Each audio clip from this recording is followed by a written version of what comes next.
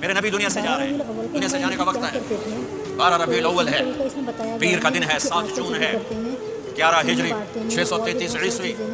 جبریل نے آ کے صبح صبح اپنے ساری بیگمات کو بلایا، رخصت فرمایا، ملاقات، بیٹے کو بلایا، کان میں کہا میں جا رہا ہوں، وہ رونے لگی، رو نہیں، سب سے پہلے تیری میری ملاقات ہوگی۔ 6 ماہ بعد بیٹی بھی پہنچ گئی باپ کے پاس، پھر داماد کو بلایا، ان کو گود، ان کا سر اپنی گود میں رکھا، کمر پہ ہاتھ پھیرا، دعا دی، رخصت فرمایا۔ آخر میں اپنی آنکھوں کی ٹھنڈک کو بلایا، کون؟ حسن اور حسین، میری آنکھوں کی ٹھنڈک حسن اور حسین، میرے جنت کے پھول حسن اور حسین۔ ہمیں یہ کام بالکل نہیں کرنا چاہیے۔ یوں لیا، حسن کو یہاں سے لیتے تھے، حسین کو یہاں، حسن کو ادھر اٹھاتے تھے، حسین کو ادھر اٹھاتے تھے۔ آخر میں ان کو بلا کر یوں لیا، وہ ساتھ ہی آنسو ٹپ ٹپ ٹپ ٹپ ٹپ ٹپ، بیویوں کو جدا کیا، آنسو نہیں، بیٹی کو جدا کیا، آنسو نہیں، داماد کو جدا کیا، آنسو نہیں، جب بچوں کو جدا کرنے لگے تو یوں ایک کو زہر میں تڑپتے دیکھا، ایک کا کٹا سر نیزے پہ چڑھتے دیکھا تو آنسو رک نہیں سکے، دعا نہیں کی، ہاتھ نہیں اٹھائے، اللہ کی تقدیر کے سپرد کر دیا، اولاد کو ذبح ہونے کے لیے تیار کر لیا کہ کل میری امت اولاد کے پیچھے جھوٹ نہ بولے، رشوت نہ لے، حرام کاروبار نہ چلائے، دھوکہ نہ دے، فراڈ نہ کرے، بچوں کو کہاں سے کھلائیں، بچوں کو کہاں سے پلائیں، کہ یہ میرا حسین کا سر کٹ کے سینے پر چڑھا ہوا ہے۔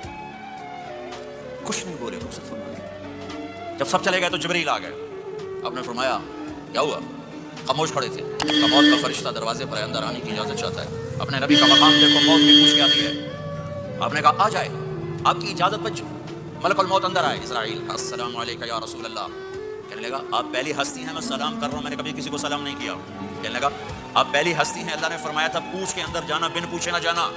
پھر کہنے لگے آپ پہلی ہستی ہیں، اللہ نے فرمایا آنا چاہیں تو لے آنا، رہنا چاہیں تو چھوڑ کے آ جانا۔ یہ وہ دربار رسالت ہے جہاں موت بھی پوچھ کے آتی ہے۔ آپ نے فرمایا میں اجازت دے دوں میری جان نکالو گے؟ کہا جی نکالوں گا۔ آپ نے یوں جبریل کو دیکھا، کیا کہتے ہو؟ جاؤں یا رہ جاؤں؟ جبریل نے کہا اللہ آپ کی ملاقات کے شوق میں ہیں، فیصلہ آپ کریں گے۔